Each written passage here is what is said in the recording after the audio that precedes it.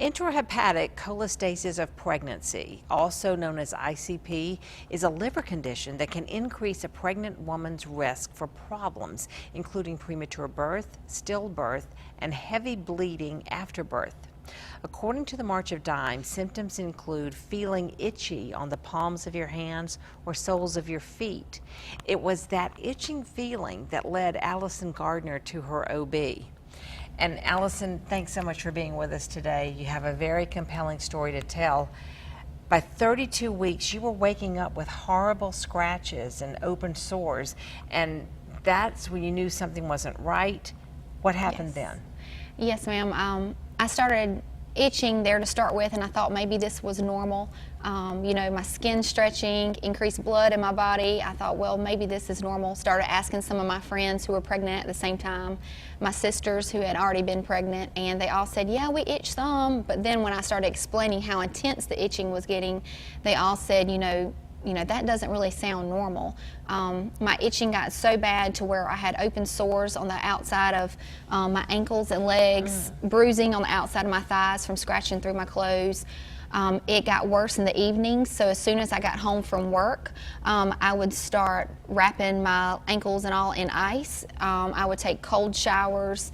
I tried oatmeal baths. I did all kinds of topical ointments, lotions. Nothing seemed to help. I'd lay on the hard, cold floor.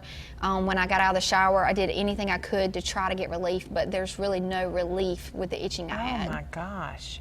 And so you're telling your OB about this, and they're just saying, yep, that's part of it. So then I started looking online to see what the symptoms would be, and so I ran across ICP, intrahepatic cholestasis of pregnancy, and of course it was very disturbing because one of the biggest risks is the risk of stillbirth. So I then knew that, you know, there's a good chance I may have this. I then started noticing my urine was extremely dark. And as a doctor of chiropractic, I knew that these things were associated with my liver, or could be.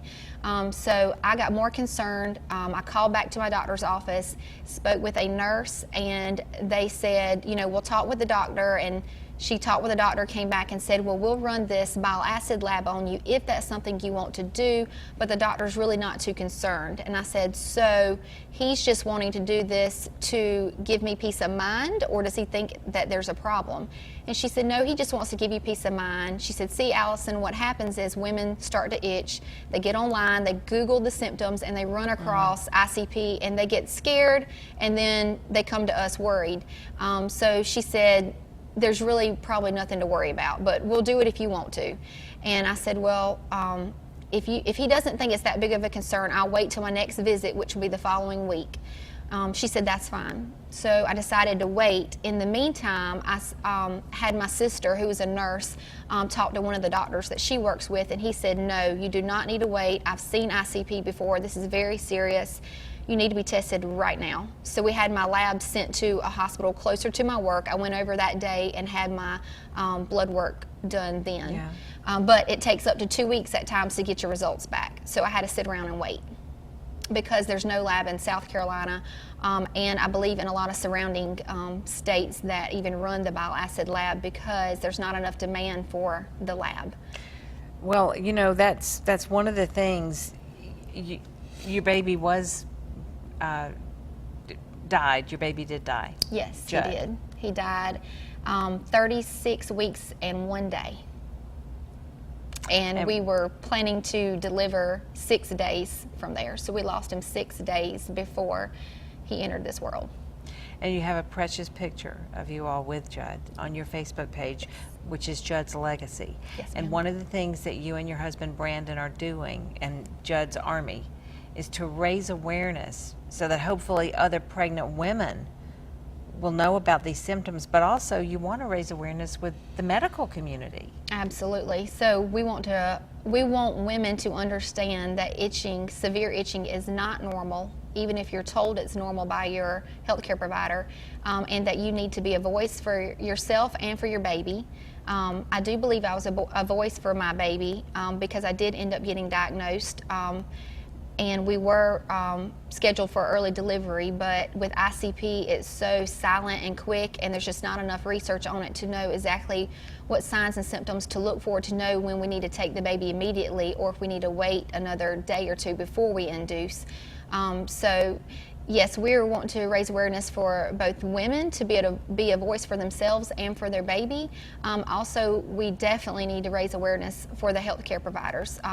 There are many medical doctors that I've spoken with that had never heard of ICP, and then some of the OBs that I've spoken with know about it, but it seems like there's still just not a lot of information that they know in which direction to go and how to treat it. So there's still a lot to learn. How does the OB react to you then when this happens? The doctors rotate, so this is one I had never met. So she didn't know anything about me, my past, nothing. And she said, my name is Dr. So-and-so. First of all, you do not have cholestasis, even though Dr. Google may say otherwise. Let's talk about what you could have. So that was the reaction I got when this was a life or death situation. So I decided then I was going to leave and go to another doctor's office.